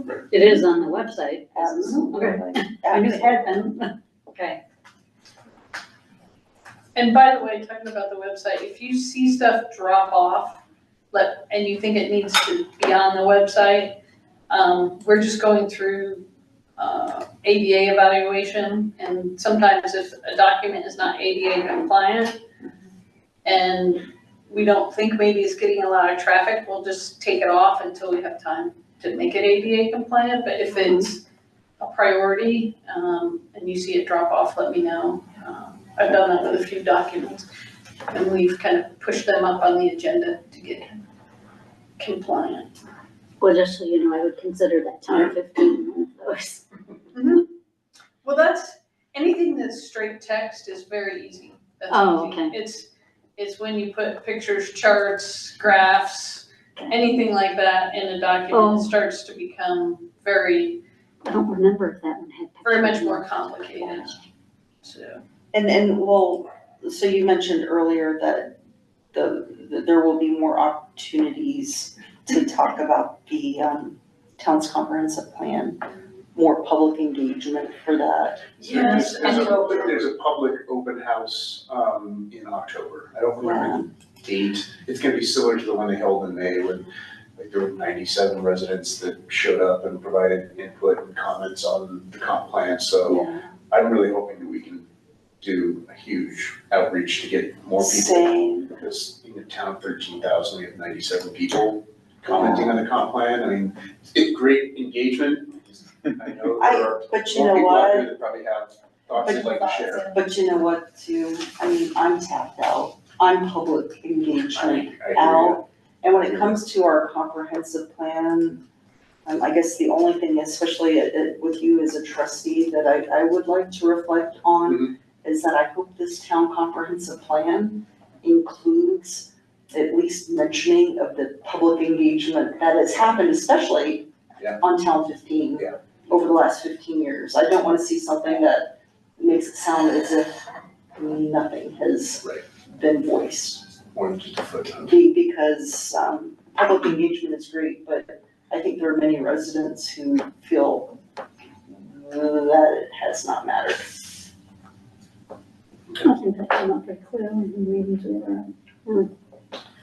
Let's move on to open space management plan. Do we have anything new for that? I don't have anything new at this point in time. I did want to ask, if at one point our neighbors asked to have an opportunity. Yeah. I don't know if, was it I think it was Broomfield. And I know Louisville reached out to us about doing a joint meeting, so I don't know if we want to think about having maybe we have a meeting where we invite them to us, or last time we went to them. I think we meet on the same days typically. So I did want to, I think we're getting to the point where that input, we need to gather that, or at least loop them into it at some point, maybe in the fall, maybe that's November, I don't know.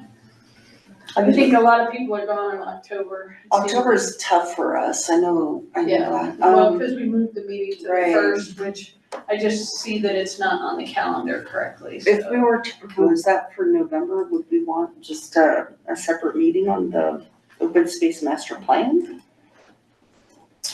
We could. Turn that monthly meeting into that? Our management plan meeting. Mm-hmm. If there's enough to discuss. Yeah. Let me reach out Yeah. and see what their interest level is, if it's all about the comp plan, or if they wanna have a broader discussion. Because the November meeting is usually our last Yeah. meeting of the year. Yeah. Which is fine if we wanna make this more of a regional kind of partnership meeting is, Focus, because we won't meet in December and then launch back in January. The only question would there be any work That's what in November that we have not teed up appropriately for January? I can't think of, because budget's gonna be knocked out. Taking notes, but we Just do that. the annual work plan for 2026. But we can start working on In that. September and I mean, a lot of Yeah. it is cyclical, so. We'll do that. Well, we'll do that with the work plan. We'll start sharing glimpses of work plans so we can make modifications so that in October, we're looking at a pretty solid Finalize that, plan. maybe. So we'll have September and we'll have October. It doesn't really take more than two glances at that. And are we talking about joint meeting with Louisville? Or Broomfield. Or, and/or. Right. Yeah, I See if don't it's know Louisville, it'd be nice if they could come here this time. what we might need to do is, move location. Yeah. Okay.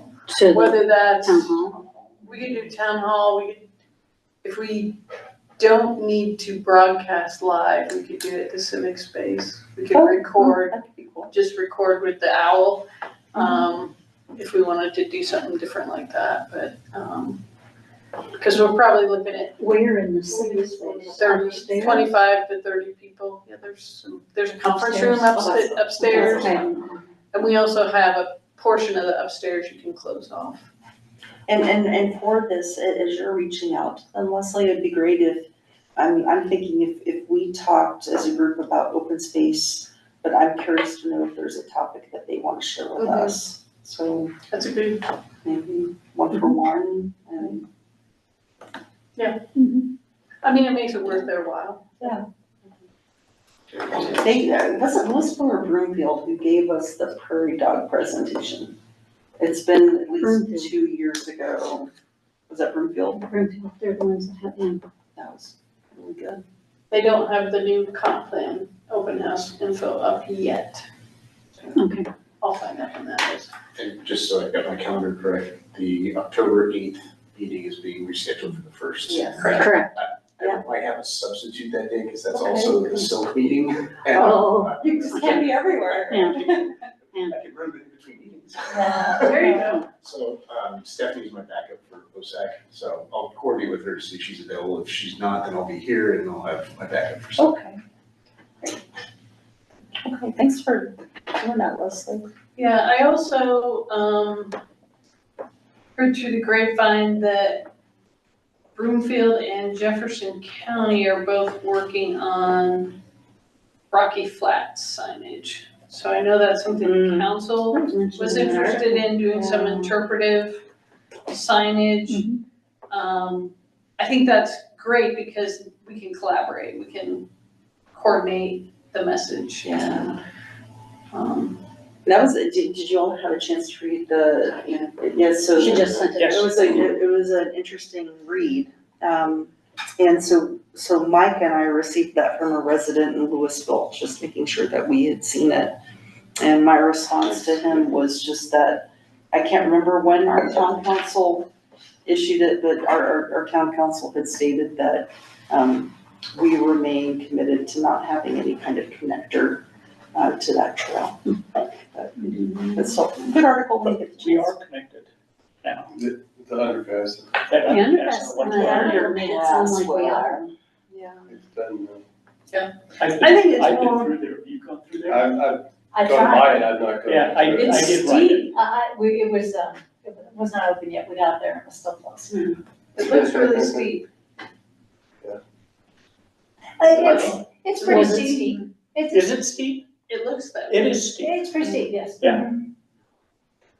but it's a nice ride. It's a nice ride. Personally, I decided I would ride on the north side of Rocky Flats, but not on the south or the east side, based on where the When- historical Railing is- plumes Yeah. were. So I've And used, not I've used extended those because that's trails on blocked that, off anyway. Yeah. our side of Rocky Flats. There's some wonderful trails. Yeah, I've seen pictures of it, I've not gone through it. There's an old ranch down Yeah, the hidden vehicle below the, in the gully wind there. turbines Yeah, that yeah. I never knew was there. Yeah, that's a cool thing. They do have some chiller percentage out there, I think.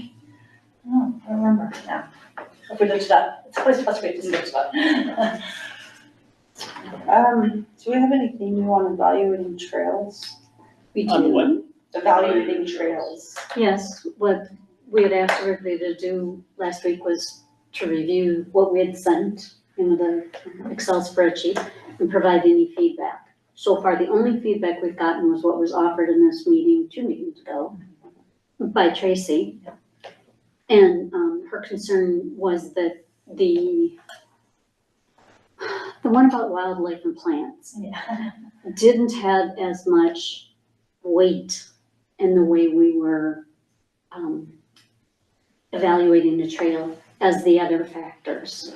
And I guess I will throw out to the group that Todd and I, in going through this, that we thought that certain factors are heavier than others. And that was based on getting that, that there's just more data points in some areas. And because of that, that gave them those areas relatively more weight. We also just, Todd and I had discussed the idea of equally weighting, just like we do on our property valuations, where we say, here are the 7 factors that we're looking at, and each one of them has 14.27, has a 1/7. And that no one factor is any different than the other. And I understand from looking at some of the historical documents that property evaluation process started with having those different factors weighted. And then as time went on, OSAC had decided that that didn't seem appropriate. They were uncomfortable with having more weight on one factor versus another. But I guess I would go back to, okay, but the way we, and I'll give Todd credit because he developed it, the way did we develop the instrument was he did all this research, he got a lot of information about what other entities and what we historically have talked about as being important, and those were where it came up all the questions. And then he created these groups just as an easier means for us when we're going through and that we would know. So I guess at this point, I'm kind of inclined to say that if we want to do the equal weighting thing, I would be inclined to break some of our current groups into more than one, because I'm afraid they would, things that need to have more significant attention might not get that. And I don't know if that would be an acceptable. Sounds So acceptable to me. what if we took a different approach? Yeah. So the weighting, the way you'd seen it 2 meetings ago, was that connectivity and anticipated utilization totaled anywhere from 0 to 12 points. And then, based on the assumption that all trails have a negative impact from a wildlife perspective, we provided a category for kind of extraordinary impact. That was rated 0 to -2. So you could take 2 points away, essentially, out of that 12 points. Yes. And you could take another point away if you thought the trail proposal was too expensive. So there were, the trail evaluation was 12 points, 0 to 12. You had 3 points that you could take away based on judgment. And then there was a personal subjective appeal, that was kind of so that we could be objective about everything else, but Okay. I just don't like that trail, or, whatever it was. And there's an additional 2 points there. Okay. So, I think we were comfortable with that 12 points for trail ranking and -3 points for a combination of wildlife and cost. Okay. But perhaps a solution is to add another -point or two to wildlife, so that we still have a disproportional weighting based on connectivity and probable utilization, because I think those are, in my mind, those are the two most important things you ought to evaluate with a trail. But then instead of making wildlife A -2. a -2, make it a -3 or a minus. Yeah. I don't know, 4 seems a lot, but 4 seems a lot Well, relative to the yes, other. I'll give you an example of why I think, and I'm okay with whatever number, and obviously we're gonna try this and see how it goes, and so, we can be flexible with that. But, for example, for a while, we were talking about the trail along Cold Creek. yeah, Right? Mhm. That was a place where, to me, I know it's a wildlife corridor, it's a wildlife habitat, I can tell you what lives down there. And if I could only say, that scoring system that you're talking about would probably give just connectivity and pleasantness of a trail, all of those kinds of things. It would be a 12 or it'd be an 11, right? Mhm. But the impact on wildlife would be very high. yeah. So So I wouldn't have any so- way to, I feel the same way about that trail. okay? That's the one that I think is most sensitive. So the way it's built right now, I would give it -2 for wildlife Mhm. and a 0 for subjective appeal. Okay, But it's still gonna get a 9 or something. That's the way you. yeah, but It's still gonna get a really, Yeah, really high score. but that would, Maybe not, maybe that's not a high maybe- Right? I don't know. We don't. Yeah, we won't depends know. on how We won't people know. rate the other ones, So- that's right. So how about if we make it 4? The negative impact of wildlife would be lower, you give it. Yeah, it It's would a minus, lower the right. ranking of the Yeah. trail. So it Right. reduces the score. Right, so Yeah. why give it a minus score, not just give it a 0? Or. Because that's one of the criteria, and they all get added up together to come up to a total score. Can we solve that by putting together a meeting? So that's Well, what I we think had that's- talked I think about, that's what we're I think talking we're about. there. Yeah, I think So- we get there with that. having to do math with negative numbers. Well, no, it's easy. It's pretty straightforward. It's a spreadsheet too, so Yeah. that's a good. Spreadsheet does all that. And it's the average formula in Excel, it's super simple. So, how do you feel about I'm 4? more comfortable with 4. Okay, And I can live with 4. would you split it further though?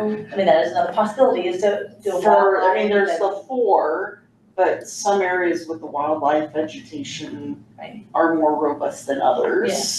Yes. I'm not sure what you're, but I'm not following that. Meaning, so Whole Creek has a lot of vegetation and wildlife, and I can't think of another, like, one up for, or just one below where maybe it is not as dense with wildlife and, but Maybe it Rock still Creek, has let's some, just say. Rock Creek maybe, but, so you would just weigh those factors differently. I'm not sure what that other factor, Well, what habitat, that other but I factor. mean, it's very, very closely related. Yeah. I'm okay with just having it be, Just see what it goes with the 1. yeah. Well, Okay, then, question for you guys. Sorry, didn't mean to scare everybody to death. I just want to make sure, so do we have criteria or this, are we going to include in the scoring the benefit to us as pedestrians? Because I think there's the wildlife consideration, all the other stuff, right? But there's also, I feel like some trails are going to provide huge benefit to us, and some will be a low benefit. So if you weigh that against all the other factors, unless there's something that will do No, that. I think we have it. I think we have it though, Christy, because we have, under the connectivity, it talks about like connecting neighborhoods or connecting to existing. And there's a score associated with it? Yeah, Yes. yeah, I think the benefits are what connectivity is about and what utilization is all about. and But so and then there's a score. And sorry if you guys are looking at something, I can't see the share. Terrific. it's the Yeah. same spreadsheet. Leslie's gonna call it up. Okay. What was it? We yelled out, Yeah. let's go.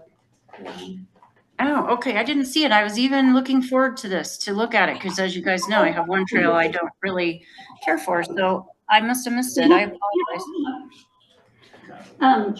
Well, but it didn't list, the version you would have gotten didn't list all the trails in that. So Okay, I am sending out the latest draft version that Todd and I have been working with. okay, And this lists all the trails, and it has the maps and the descriptions that Todd put together in that Adobe file, and I added that to this as well. okay. Yeah, because I guess my point is that, they're all gonna provide some kind of a connector, right? That's kind of the point. So I guess in some cases where you have, another way to get there, but it's not that inconvenient versus other places where it's super inconvenient, it seems like we should score that. And I think we do. If you look at the connectivity section, it's connects trails into a loop or connects sections of existing trails. That's one that you weigh, or that you vote on. Another is connects neighborhoods or neighborhoods, connects neighborhoods or neighborhoods to retail areas. And another is facilitates connections to non-contiguous open space areas. And it goes on. There's like 3 more there. But yeah, now she's got it up. Christy, Leslie's got it up on the screen now. And I did email it out to everybody just now. I don't know how quickly. Oh, okay. Let me pin it here. So the goal is to evaluate this and then come back. Pardon me? The goal, Goal is well, for us to evaluate this thing and come I'll back. tell you what, with the grants, I was thinking that we would want this filled out before the September meeting, sent back to me so that I can summarize it, and that we could actually vote accepting it at the September meeting. But I'm not sure that you think that information is going to be relevant to the grant application for this year anyway, so I'll defer to you on the timing of that. I mean, it's tight, I know, but that's the only way that I thought of what we would be doing. could be. if we have an inkling of which way it's going and we could start the grant, and this would be more of our backup, then I think that would work. And then we could refine it We could subsequently refine if it, we yeah. wanted to, okay. Idea. So, yeah, Mike, the idea would be to ask everybody to take a crack at it, and I just sent it out to all of you now, so to have you all go through and rate it. And I did put a page of the yellow tab there that's help, that's my attempt at helpful So hints. is what you sent out, have a -4 for wildlife? It does now, It does not, yes. okay, I added that while we were talking. okay. Yeah, so, I changed -2 to -4. Good. That does wildlife and plants, yeah, yeah. just to be clear on that. So why don't we take this, do a ranking, that way we can use it for grant proposals if need be. Okay. And in our next meeting, we can come back and talk about our experience, and if we don't like the ranking system after actually using it once, Change it. we can do it again.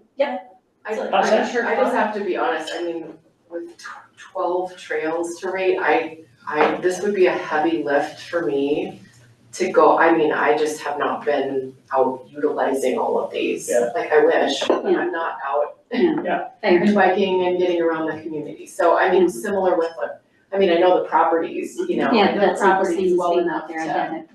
but, for me to get that done in the next few weeks would be really, I don't know when I would do that. So It'd be a month, and that isn't a lot of time No. for this. I totally understand where you're coming from. I just would wanna, Can be you- on it and see it in order to can you not like it. rank some trails?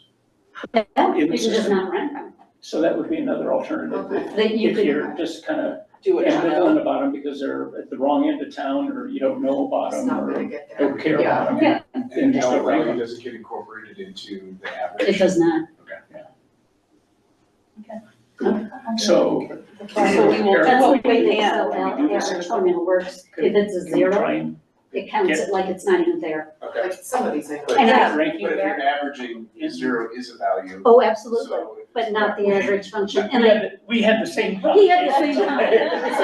So I had to Make sure make the up, math I had to actually make up counts. like a sample spreadsheet for him that said, here, look at this. We So I had- had two we columns had that the added up exact to the same conversation. thing, but one that had more zeros. Yeah.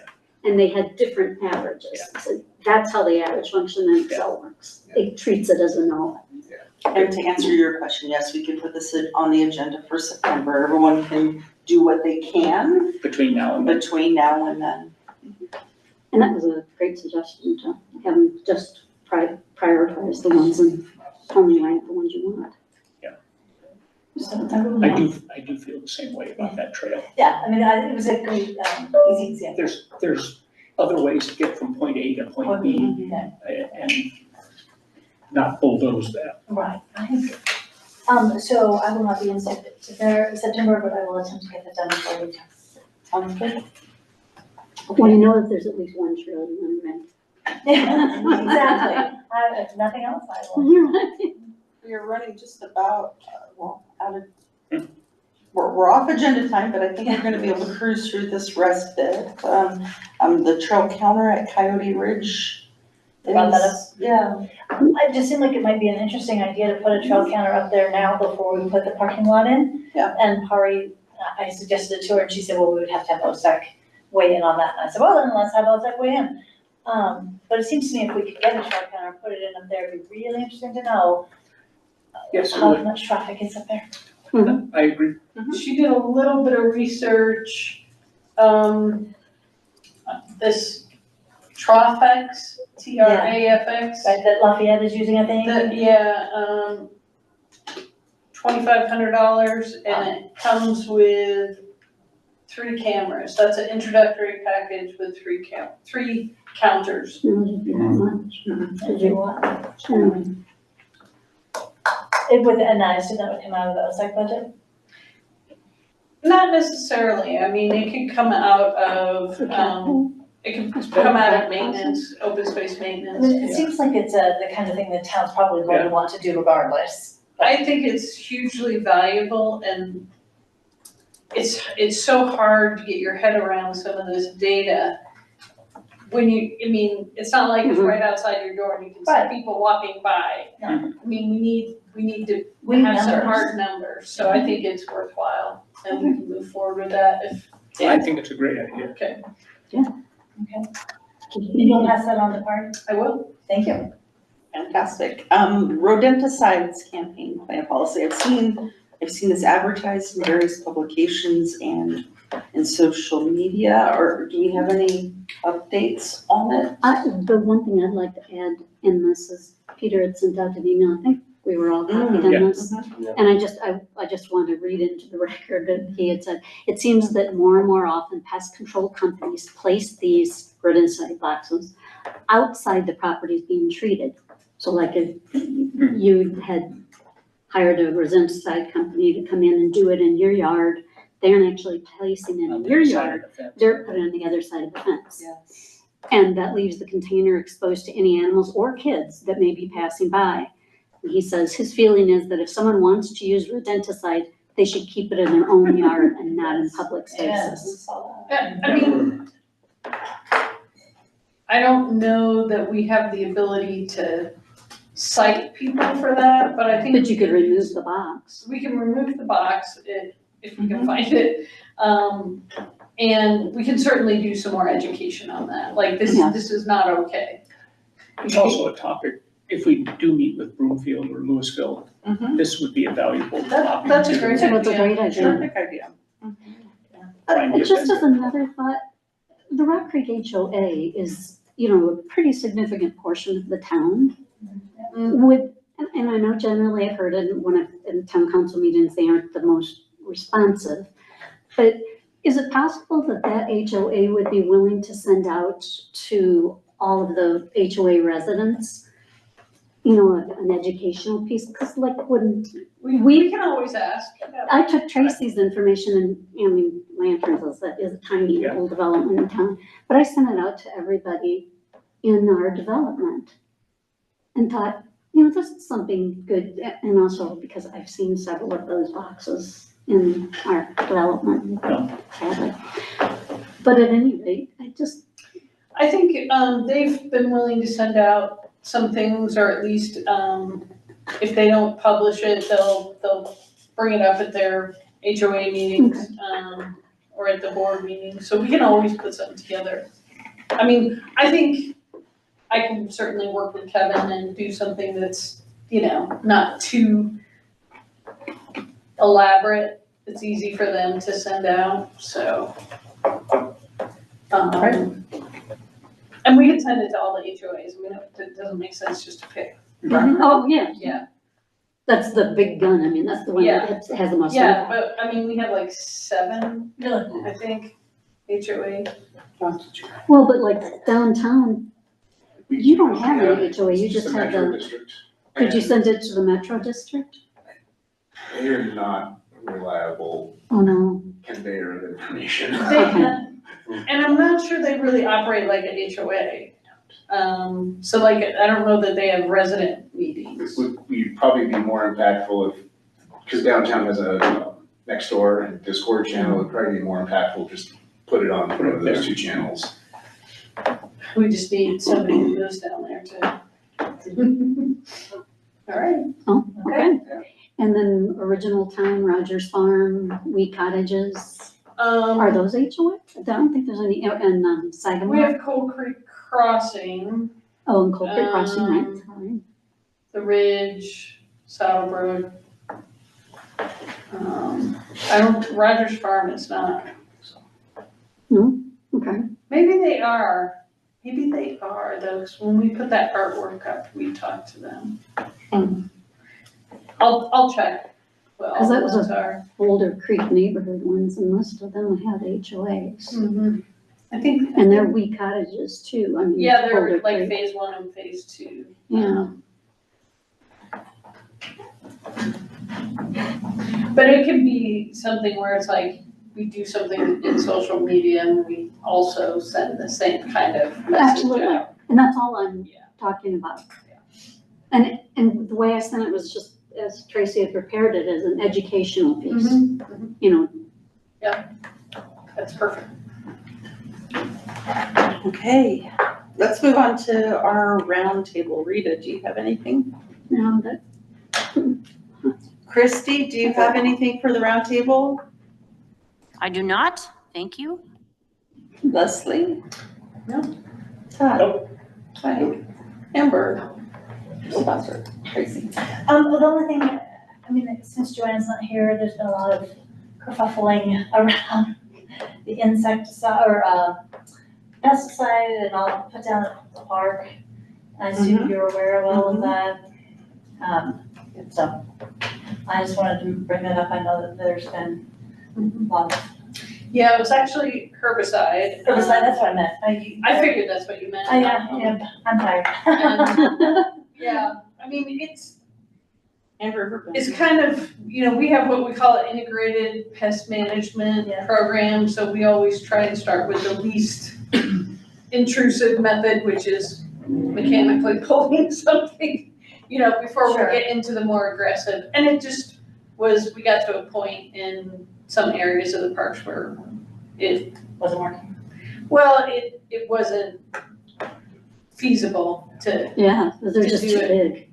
I mean, Now, I think the concern came because they were applying the herbicide close to the ponds. Yes. So we've done some education on that, so, Okay. I don't think we need to do that. There's very little risk, it's a very low level herbicide, and once it dries, it's non-transferable, and it pretty much dries right away. Okay. I think the concern was, well, then if they spray it and then the clippings go into the pond, then it contaminates the pond. It's a good point. We don't need to spray right next to the ponds. Was this in Purple Park? Mhm. And I Riverbend. I Or smelled that Riverbend very too. strongly yesterday, and I was wondering. Yeah. I was there with kiddos and I was like, I'm not Yeah. sure if we're supposed to be on this grass, but there wasn't It wasn't signage. marked, yeah. It's, I mean, typically it dries within 5 to 10 minutes and that's fine to walk on after that. But yeah, we'll try and do a better job of not getting it right up next to the ponds, so. And the only thing that I have is, as you all know, Jeff is no longer on our team. We certainly wish him the best as he moves on to his increased responsibilities and opportunities, but we'll be working closely with town staff, with Michaela, to get the ball rolling with filling vacancies. Yeah, so certainly if you know anybody, we can, encourage them to fill out the application. Okay, let's see, the reminder that our October meeting will take place October 1st. And let's go to standing updates, Raptor program. I know there's big news there. Yes. I think everyone is aware, what? I actually would love to stand up, so. Yeah, I think you all are aware that Peter is stepping down from coordinating the Raptor program, as of the end of the season, and so basically. Oh, okay, all right, for some reason I thought I guess it just went to you guys, not to. oh, okay, I thought it went to everyone. Yeah, me too. So, sorry, that is the news. It has become a lot, and the the program has grown and grown and grown, right? And so it's just gotten to be a lot to manage. He's been looking for someone to fill his shoes. There are plenty of people who are interested in the program continuing. Unfortunately, no one has stepped up.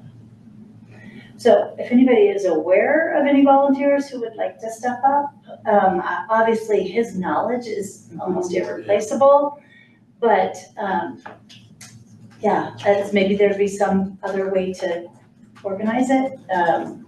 But that's the bottom line. The Raptor program is at the moment, it's looking a little, The we don't good know thing though is, so Peter's not leaving the neighborhood. No. And he's also available and amenable to mentoring. Yeah. And hopefully, he's done so much work that we can archive. Yeah, he has archives of all the Google data. He was at some points trying to put the Google data into SITSI, I'm not sure where he got with that. But then, of course, this year's data's all been in SITSI, so that can be downloaded as well. So if nothing else, we can get Excel spreadsheets of the data for every year. So the data will not be lost. And then I guess just more on a personal note, I mean, he has meant so much My goodness.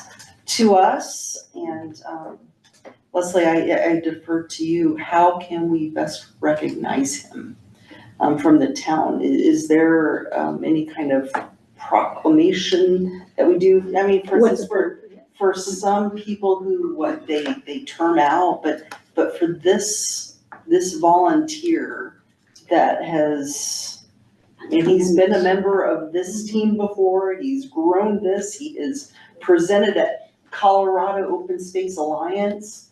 He's a lead warrior.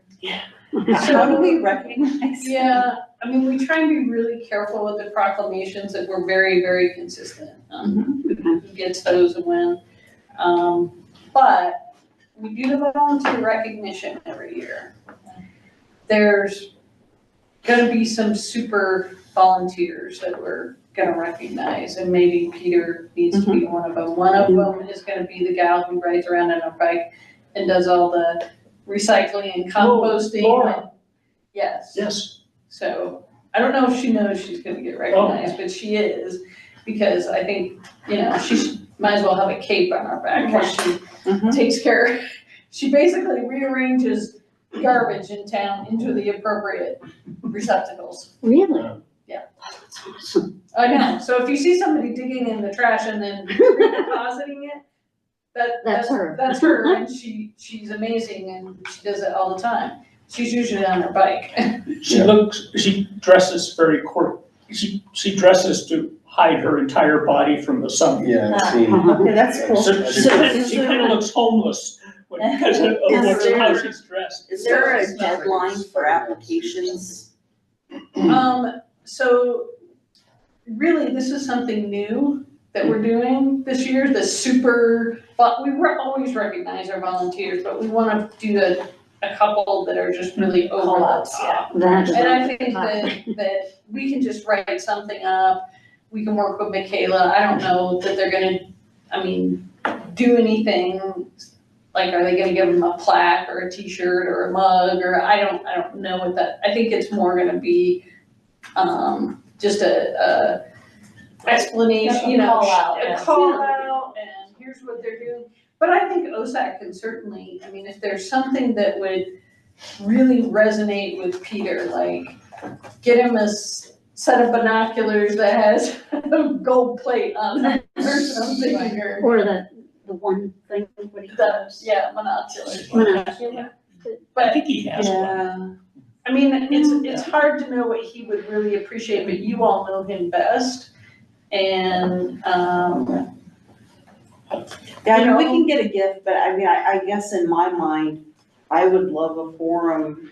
Maybe it is this volunteer recognition event or something, but I get the person who's going around sorting trash, that's cool too. All of these volunteers should, but Peter has literally had classrooms full of, dozens of people several times a year, and, several people walking. It's just. he's basically done a lot of what committee work might be, not being on the committee, or Exactly. what staff work might be without. And being so I on just staff. want the ability to, and maybe I can work with you to kind of get those bullet points Okay. and let him know that we know what he did. It might be a human interest story somebody would pick up. Yeah, okay.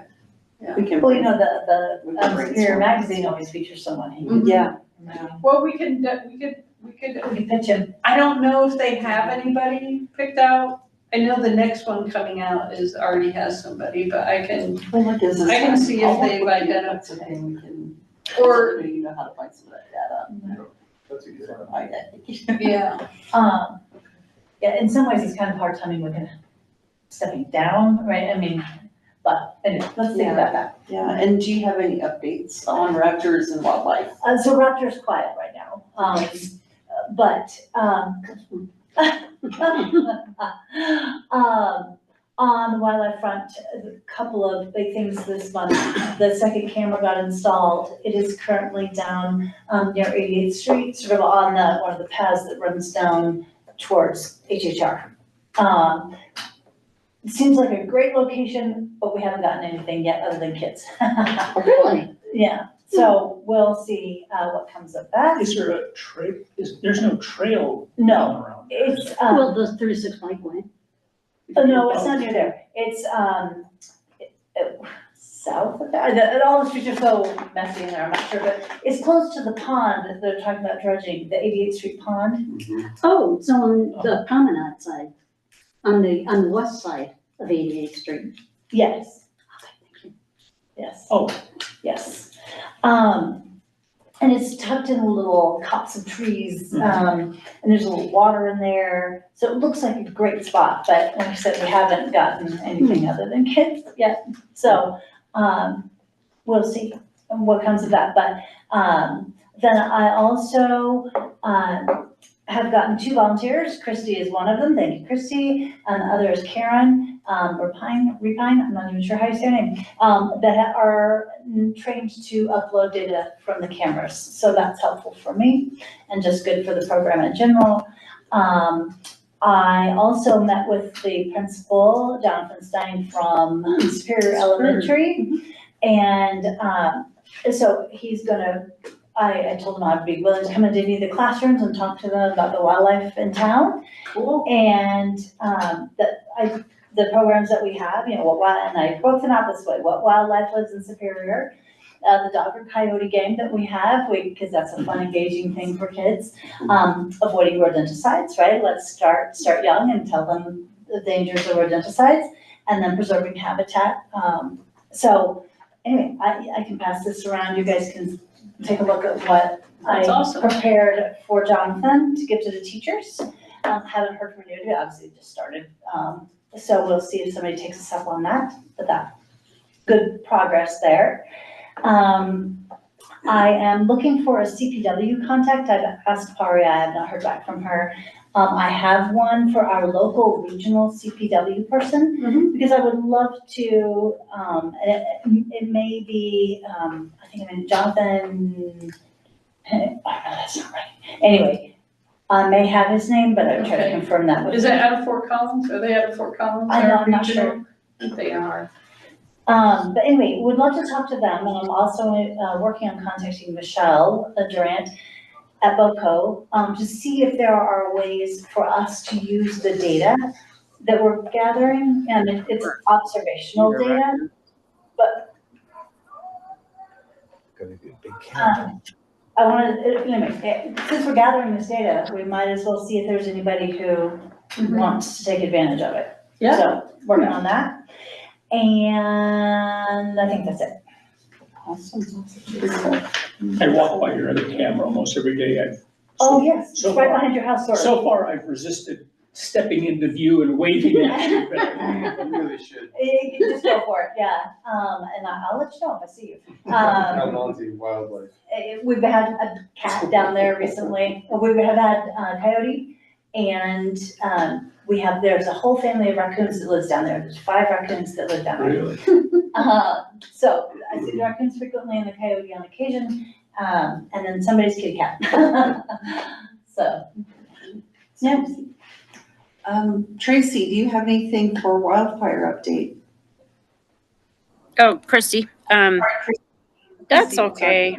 I was just looking at the raccoon. Sorry, I wasn't on mute, but I was looking at him on the camera, Tracy, and I saw the cat just now too. I was like, that looks like a cat. No, I don't think so. But great updates tonight, Leslie, on all the fire updates. So really appreciate all that, and the restoration update too. So thank you. Great. Thanks, Christy. Amber, anything for prairie dogs? We've already talked a bit about habitat preservation and grant asks. Do we have anything additional that we want to ask? There have been several things that we've said maybe Kevin can do. Get out, yeah. No. So- Nothing's ever. All right, well, that concludes our meeting for this evening. So we are adjourned at 8:09. Yeah. Just 9 minutes. 9 minutes late. Okay. Thanks, guys. Thanks. Okay.